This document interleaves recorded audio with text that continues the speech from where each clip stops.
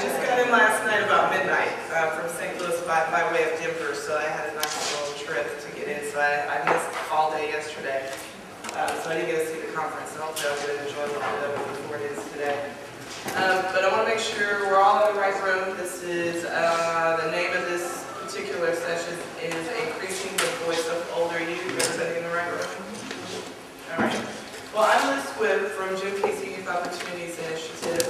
You may have heard about them throughout the conference.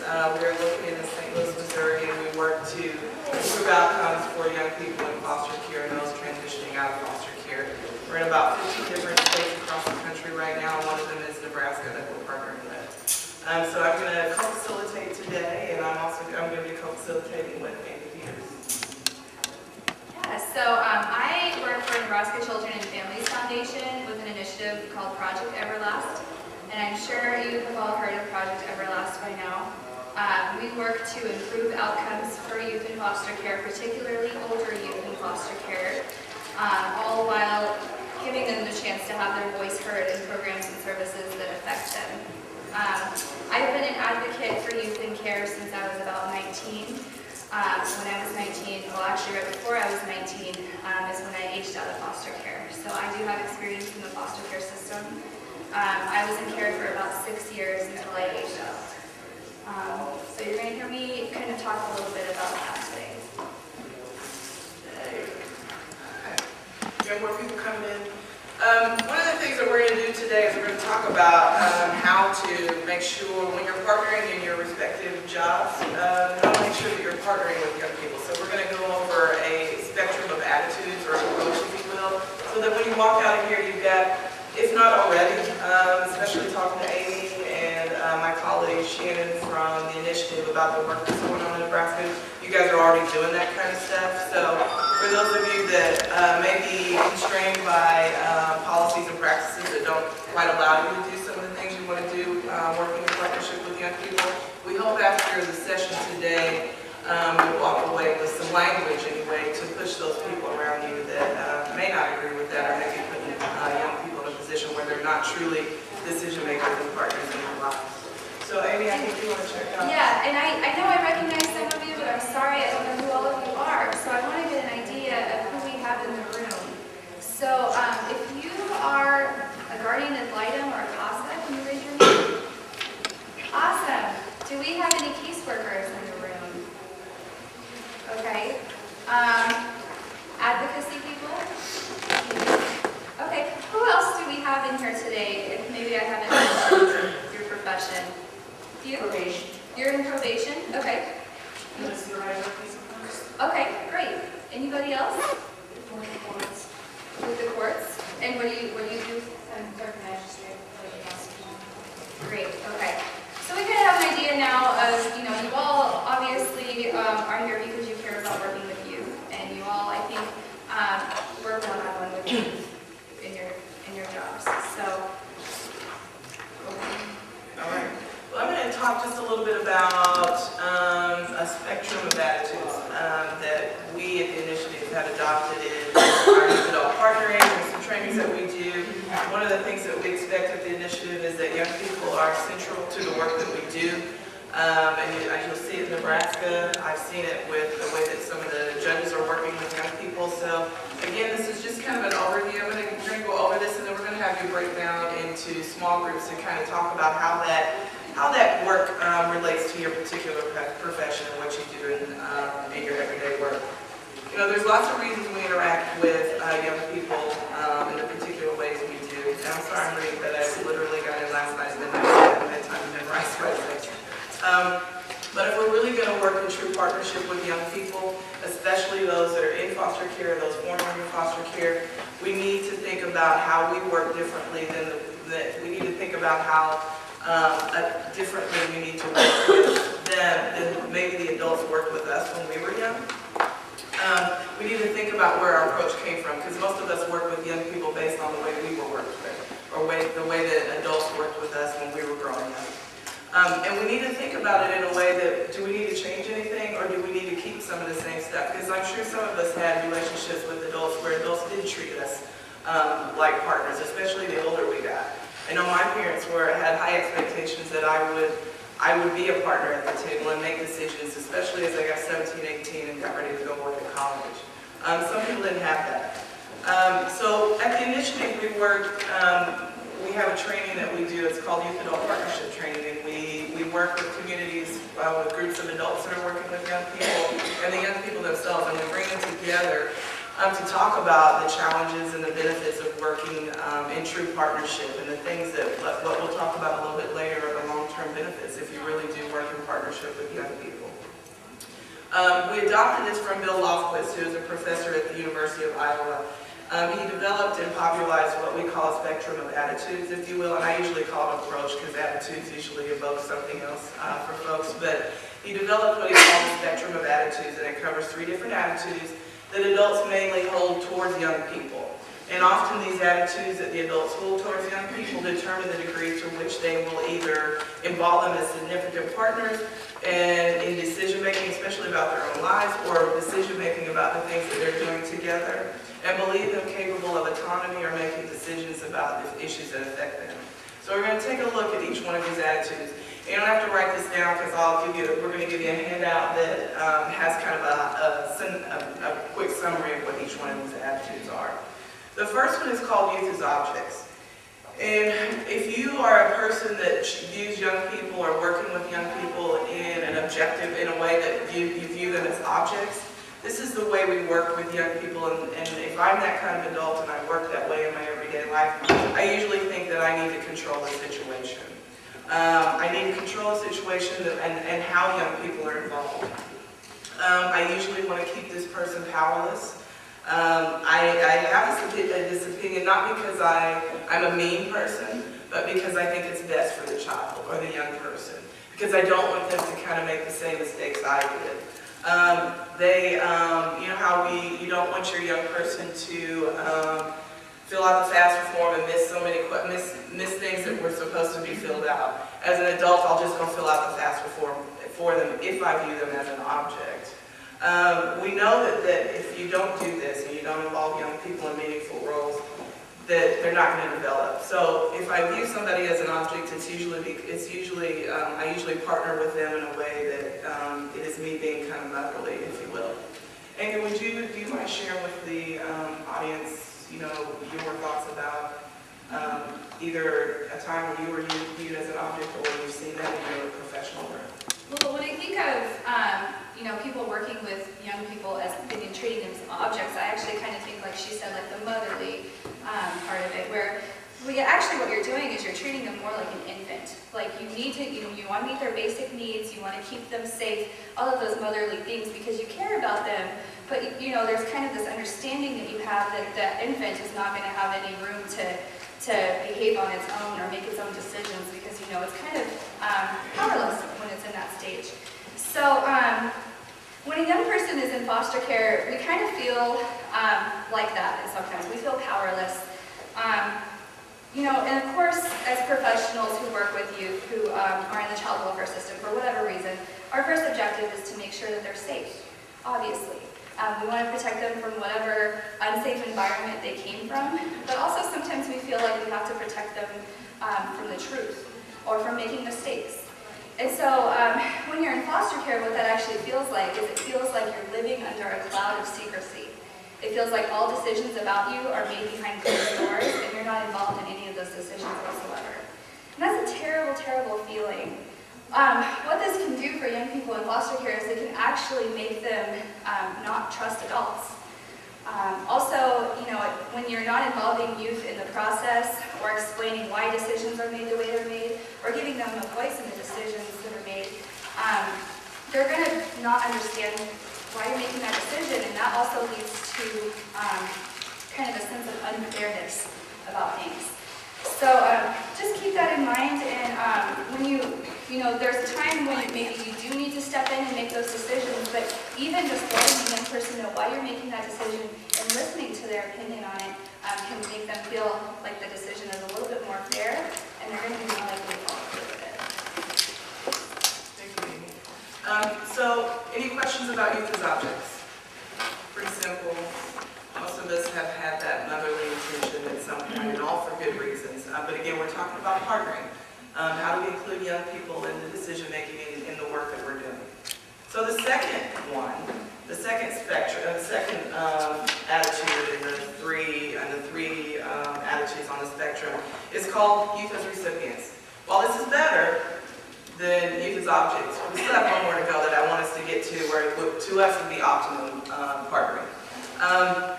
Let's say I view a young person as a recipient. So if Amy and I are working on this presentation, if we're preparing for this, if I saw Amy as a recipient, I'm really allowing her to take part of this presentation because I think it'd be good for her. I think it's a good learning experience. This particular attitude has a real focus on young people learning from adults. That we should guide their participation throughout their participation to grow into the adult we want them to be.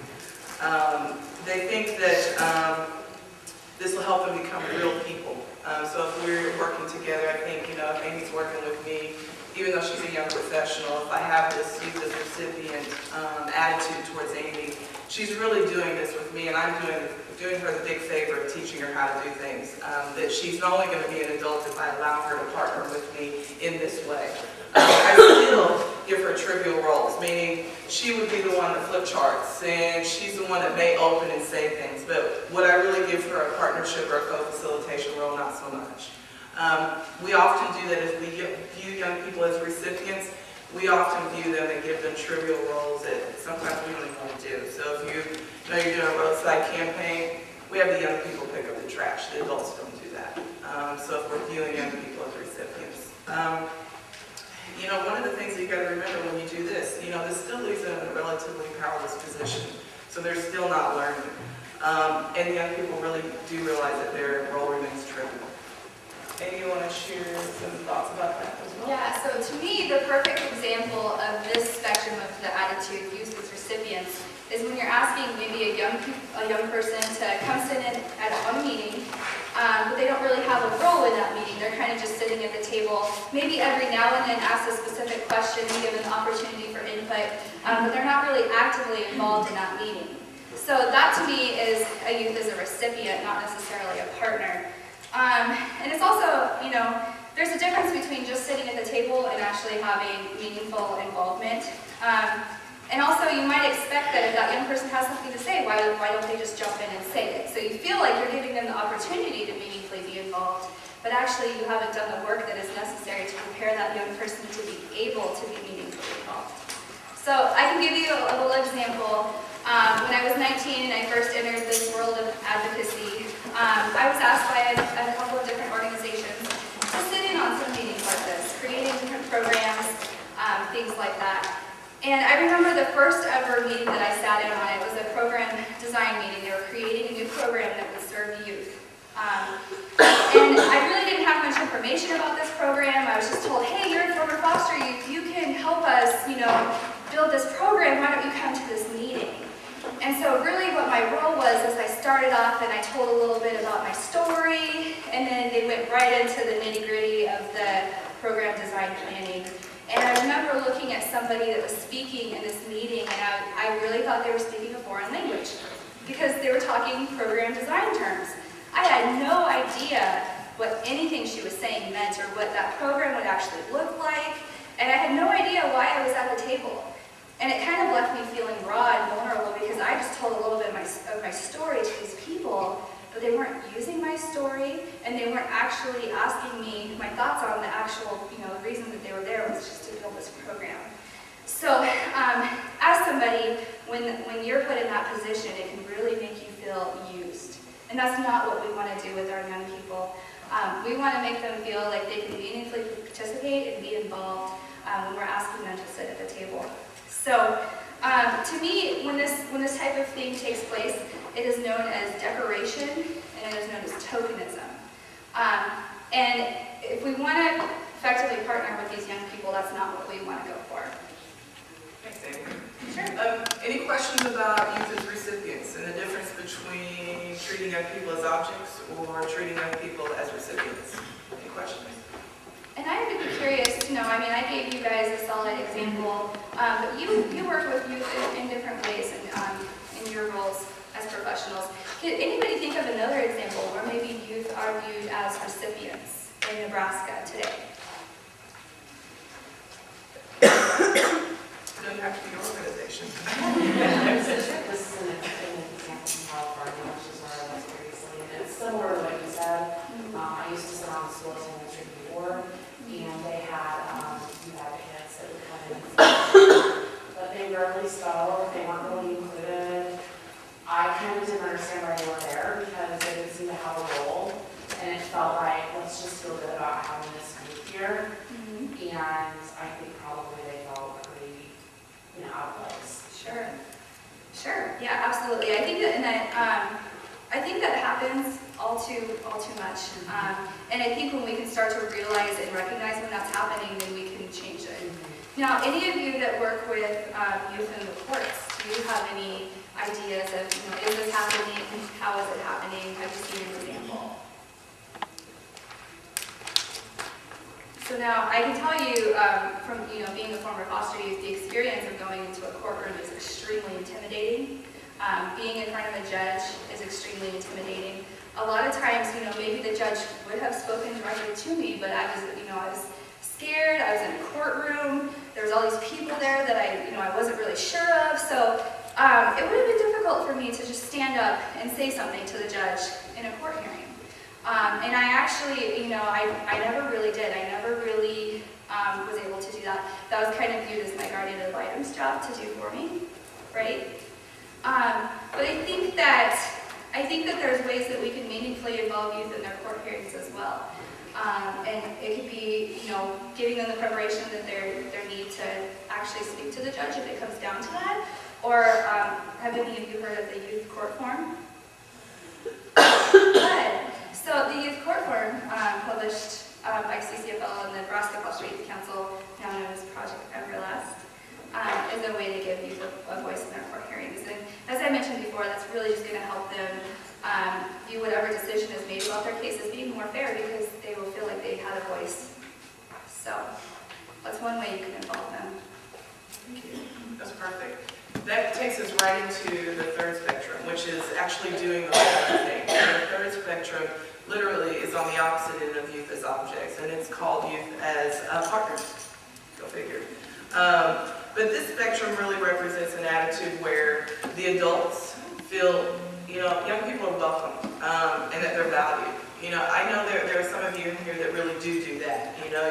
You see that the young person brings a perspective that you and I both know we can't. Once you reach a certain age, you are removed from some of the things that young people feel and you forget.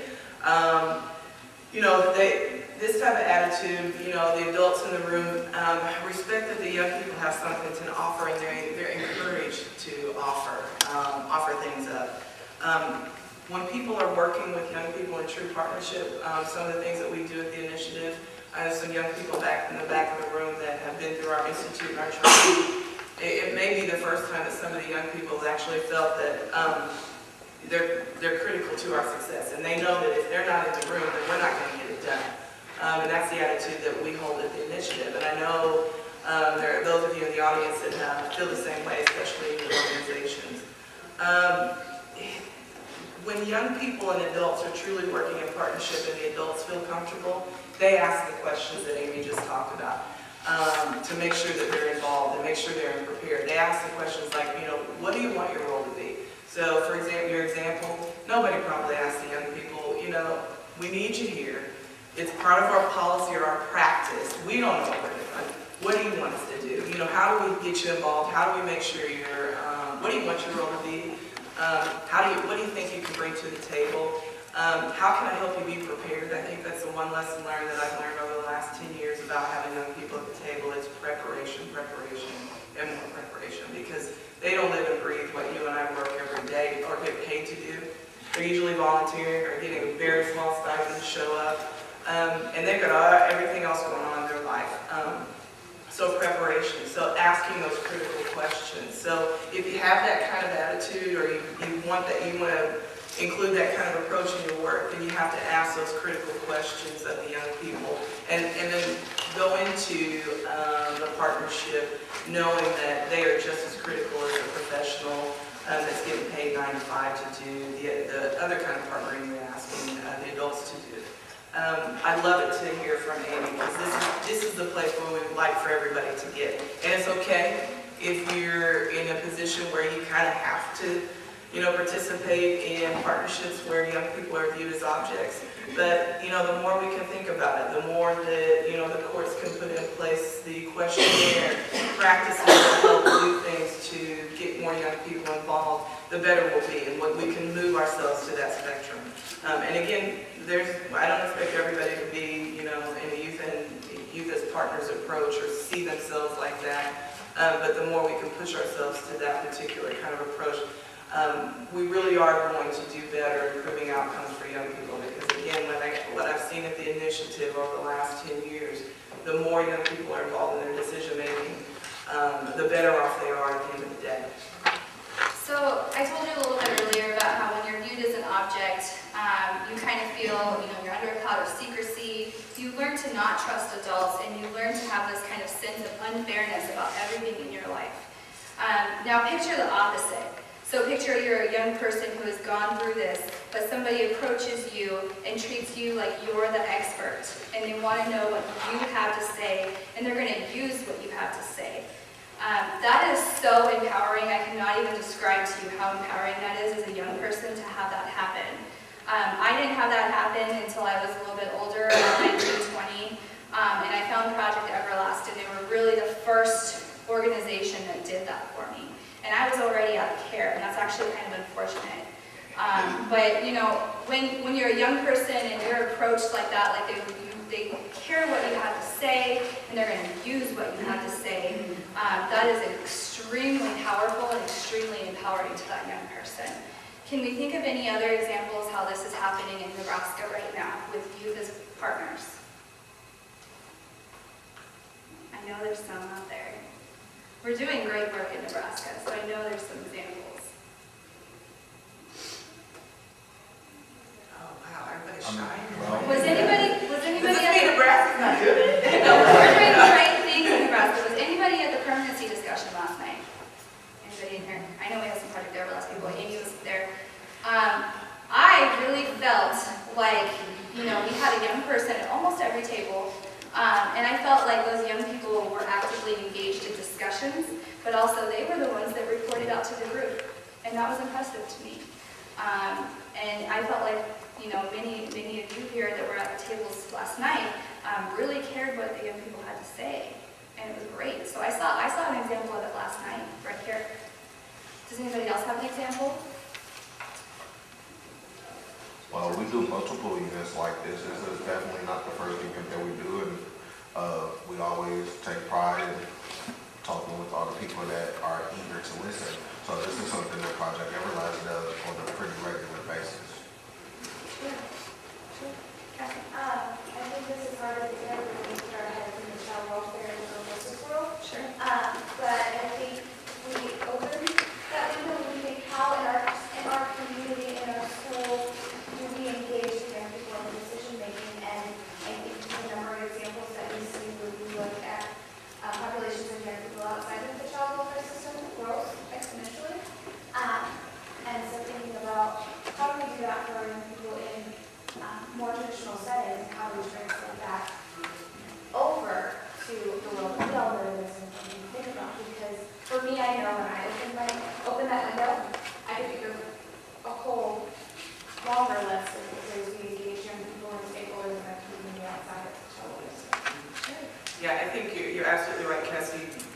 One of the things that happens when a young person is taken out of their home, the state now becomes the parent. And when the state or the child or the county becomes the parent, you've got a whole list of, liabilities that come. And, a lot of social workers know their hands are tied, administrators' hands are tied because you want the young person to be safe. But, that's very different when you're talking about, a 2, 5, 7-year-old. But when you're talking about a 14 to, 21-year-old, we've got to give them some room to be able to be a part of their interdependence.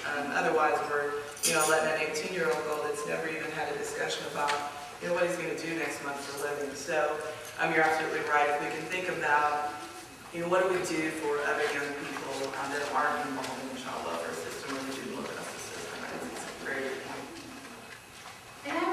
you that even younger youth, even an 8-year-old, if an 8-year-old is going to court, you know, they might be incredibly intimidated, incredibly scared, but if that 8-year-old is asked, what do you want?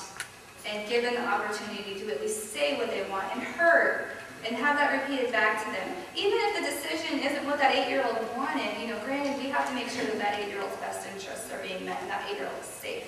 But that 8-year-old is still going to feel like that decision that was made was much more fair, and they're going to understand a little bit more about why that decision was made. So that's the benefit of effectively, you know, partnering with young people and asking them and listening to what they have to say. So. And one of the things that we do, we use the word partnering a lot here.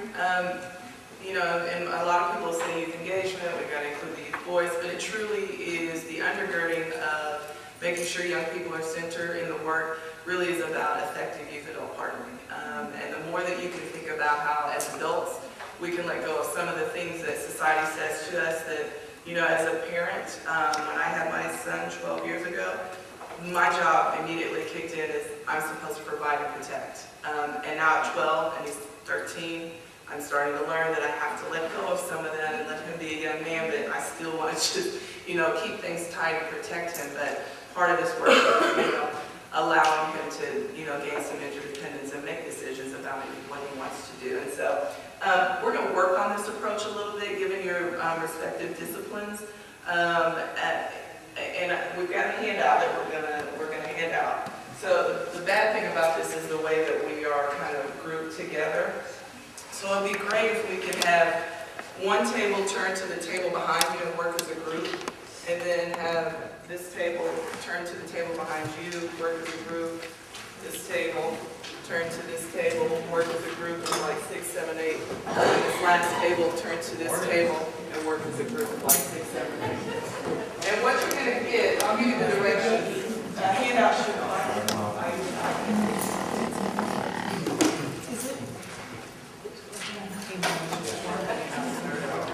So the handout that you're getting is a handout that has a quick summary of the 3 approaches that we talked about. So it has youth as objects, in case you forgot what that is, youth as recipients, and youth as partners. So given your respective disciplines and what you do, what I'd like you to do, and you only want to take about 2 or 3 minutes on each one. Yes. No more handouts. What you want to do is you want to think about the skills you need. If you were treating a young person as an object in your particular area of work, if you're a social worker, what are the skills you need to make sure that if you're treating a young person as an object, what do you have to do? It may not be a lot. You may just have to be the regular adult you are, follow policy and practice and procedures that are in place. If I'm a caseworker, there's nothing I can do. The skills I need are to follow policy and practice. And what are the long-term benefits for that? So if I treat a young person as an object in my discipline or my area of work, what are the long-term benefits for me as the adult? And what are the long-term benefits for the young person if we're treating young people as objects? The same thing as recipients. And then when you get to the final box, what is it going to take skill-wise for me as a guardian ad litem, as a court administrator, as a caseworker? What are the skills I need to make sure that I'm treating a young person as a partner? And what will be the long-term benefits of me treating a young person as a partner? And I hope at the end of the 20 minutes that you're going to get to do this, maybe 12, 15 minutes, we'll have a laundry list of things that the skills needed and the long-term benefits for actually moving to what we want, what we see as the optimum way to include young people in our work. Any questions? Clear enough? All right. We got like 12 minutes, because what I want to do at the end of this is we want to report out. We want to be able to flip this up for you guys so you guys can see all the skills it takes and what the benefits are going to be when we actually move into optimally working with young people. Go.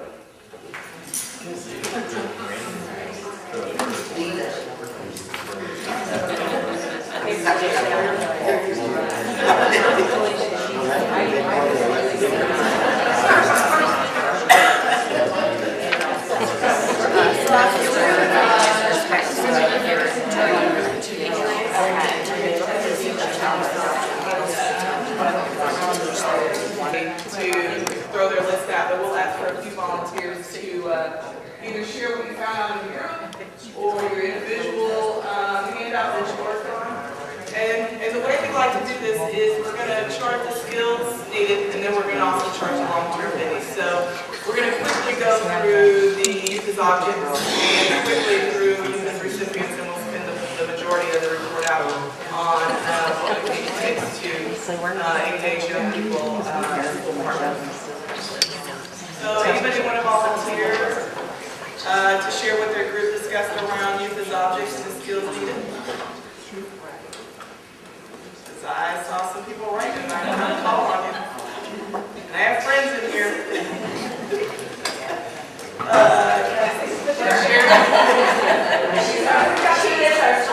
Right. We said there were the skills and skills needed for decision making, and directing communication.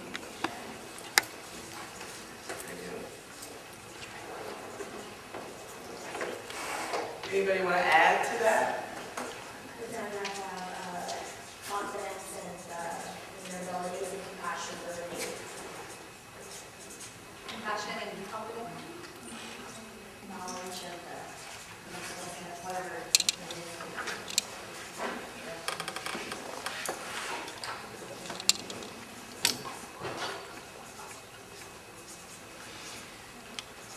Anything else on those objects? What kind of skills does it take with us as adults?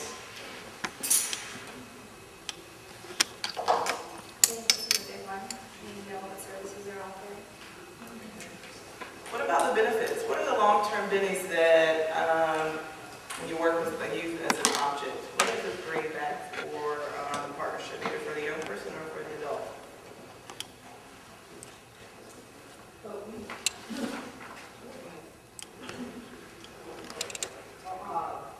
We said that our policies are get followed.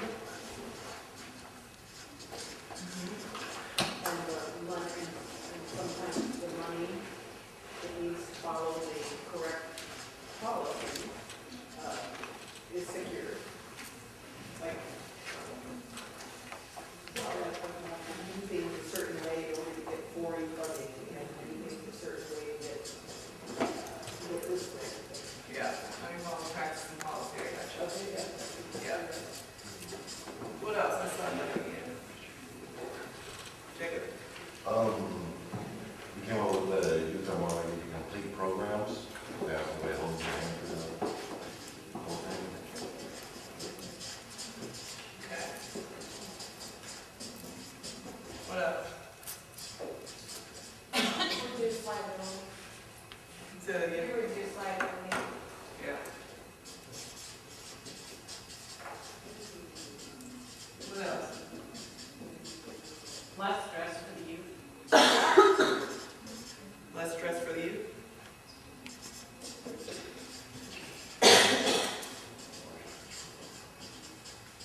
We didn't have a young person in that group, did we?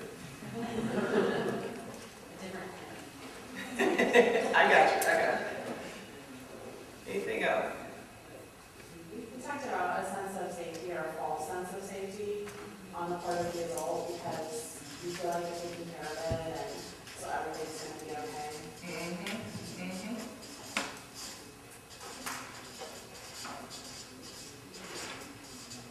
Okay. One more. Sarah? Like we've talked about, in the long run, it's just easier Yeah. than I was waiting for that. working harder to get to. Yeah. Excellent. Anything burning that needs to go up here?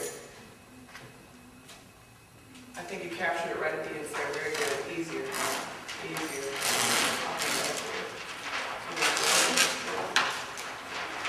So what are the skills needed to involve youth as recipients? Opening to them sitting at the table.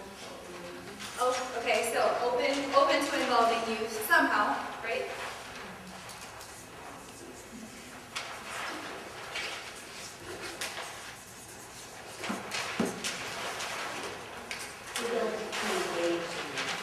Ability to engage the youth?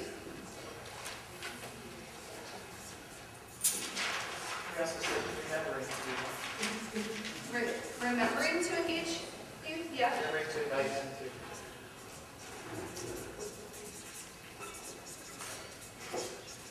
Don't forget, they're out there. Mediation, What's that? like I'm using it for mediation, Okay. to kind of close the gaps in generations. Sure. Yeah, a little bit here, a little bit. Okay. Again, knowledge of resources and how they're applicable to the youth. Yeah, yeah.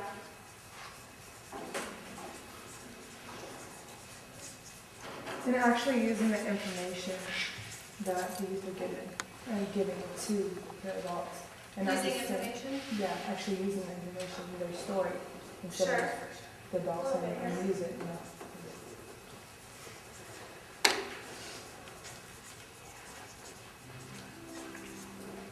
Anybody else? I think it is a skill. When you're thinking of youth as recipients, to give away a little bit of that control. It can be really hard at first. I think that's a skill. Does anybody else have a skill? Listen, Listen. that'd probably be close. Right, it's a two-way street. Okay. Anything else on here? On the youth side, the ability to just sit back and just take in what's going on around you. Sure. Learn from the Sure. environment.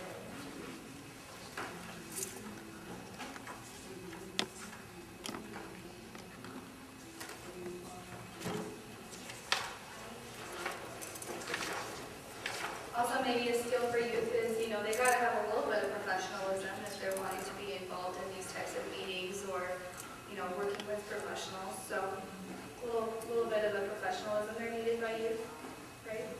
Also the youth has to be open, so wanting What was that, Joshua? that type of relationship. I said that the youth has to be open to wanting to be a Sure. recipient. Sure. Otherwise, you're just wasting time. Yeah. It's hard for us youth too, to have this type of connection. So in the interest of time, I just got the 10-minute mark from the lady in the back, thank you. I'm gonna move us just to the Benny so we can actually make it through to youth as partners. What are the long-term benefits for either the youth or the adult or the partnership itself when we are treating youth as recipients? What else? By engaging the youth, you give them more of a self-confidence in their ability to speak up and be heard. What else? Oftentimes, it's a necessary step or stepping stone for the professionals and the youth to engagement, to get people comfortable, get both the youth and the adults comfortable getting having young people engaged. So it's a stepping stone. Oh, okay. Oh, I got you. It can be initially empowering to be invited. Yes. What else? It can increase efficiency and effective programs. Very good. I think it increases transparency. And by being a good listener, you create trust, which is very important.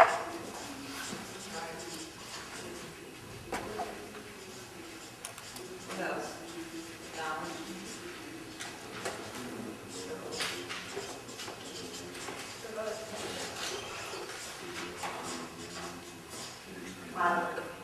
Yeah. Couple more. Then we'll move to the last one. Anything burning? All right. I'm sorry, It's something.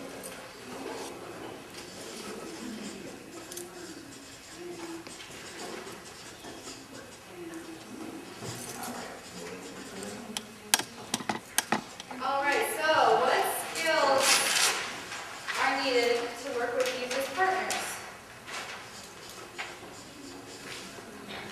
Jacob, Patience and time management. time management? There's some patience. Patience. I completely did not hear what you said, but maybe good listening might be good.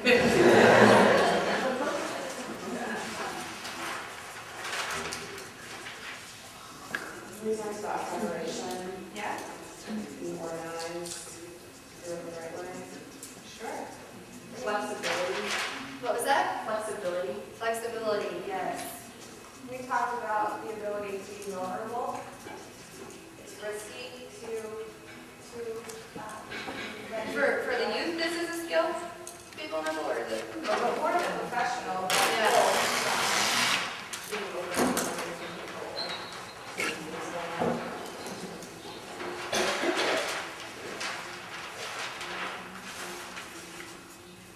I'm gonna say giving up some control.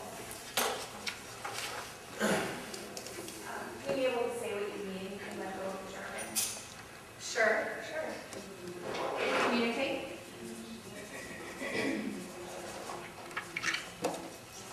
Being okay with things going wrong. Sure.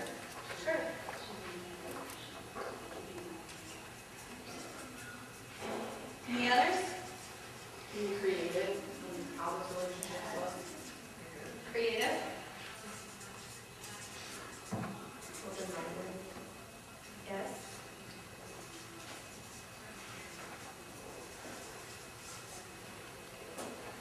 Yes. This may be piggybacking off of Cassie. We need to be able to teach them the skills to sit at the table and be equal partners. You can't Sure. just take them from a life of no voice and then give them all the voice in the world. We need to do some training and some Yes. teaching.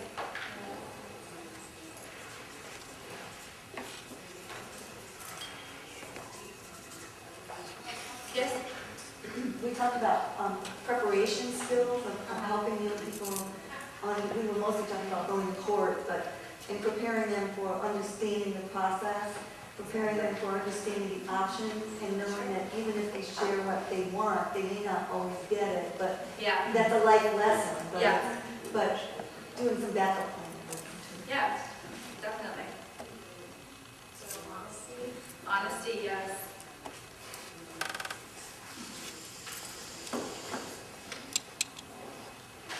Any other skills needed to work with youth as partners? I think by not only listening, but maybe if they do have some very valid points, you're implementing their Yeah. points. Sure.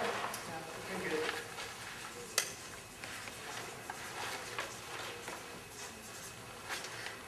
All right, long-term benefits. Long-term benefits, we got about 1 minute left, and then we go into your break. So I know you guys don't want to cut into your break, but let's think about the long-term benefits for either the youth, the adult, or the partnership itself. It strengthens the youth independent skills, makes them more independent, gives them confidence and independence. Somebody say that? Confidence?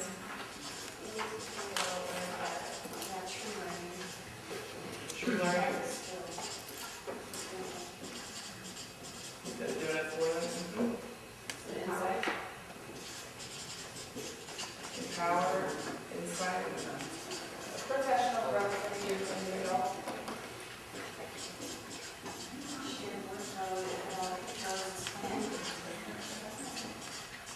The youth is invested in the outcome more likely to hold themselves. Yeah. We get richer outcomes, better policies, In the long run, when all these things happen, it does become easier. Young people are able to advocate for themselves and be active partners authentically in the process of planning and decision making. Sure.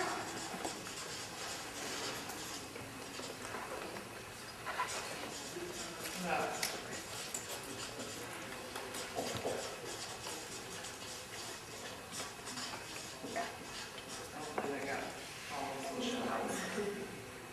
What else? The professionals receive better insight, like information, and they have that perspective that advocates now.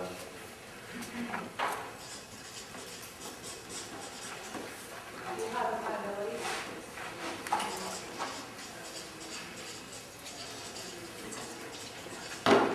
One more.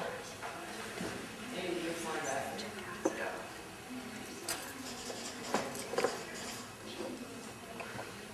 I'm sure we could keep going with this list, but when you think about, I know the lists are behind us, when you think about the long-term benefits for, when you have young people treat them as objects or partner with them as objects, those are okay. Those are things that need to happen. Policies need to be followed. We know that the money trail, we have to keep things where we can keep getting practices and policies funded. We also see the long-term benefits for young people being treated as recipients, that it is empowering. You do get exposure. There is something, the young people get something out of that. But I want you to look at what you see here with the long-term benefits when you're talking about youth as partnerships. You guys are really talking about your individual work. You're talking about better policies and practices, shared workloads, and we all want that. Accountability, better partners, and less about the skill set that the young people will get, but more about what the partnership can bring to the work that you're doing. And that's what we want you to think about as you walk away today. You're doing work anyway, and you're working for on behalf of young people that are in or formerly in foster care. Your work has to be reflective of good practice. And good practice can mean if you involve young people in your work, you're going to get better practice. You guys said it yourselves. And the skills needed, this is all the stuff that you guys do every day anyway. It may take a little bit more. Sometimes the true youth adult partnering may feel like it's some extra work, but the payoff and the long-term benefits are much greater. And as always, when I co-facilitate with a young adult, and Amy is just on the cusp of being a young person anymore, so she's such a professional. And I have to say, in preparing for this, we were on the phone twice and maybe shared a couple of emails, very professional. And this is exactly, the kind of young person I like to work with. So she made it easy on me. I didn't have to hardly do any work, but I usually like to leave the last word to the young person, because the last thing you really want to do is hear from me most of the time anyway. So I'd like to leave it to you, Amy, to share whatever, or give the charge to your Nebraskan, what do you guys call it? Nebraskanites? Nebraskans. To your fellow Nebraskans. So I just want to thank you all for what you do. I mean, obviously you're all here because you care about improving outcomes for children and families, and you want to make things better. So thank you for doing that. Thank you for being here. But please just, keep this in mind when you go back and you go to your daily routine. That this is important, and we want to be heard, and we want to be valued as partners. Thanks for coming, everybody.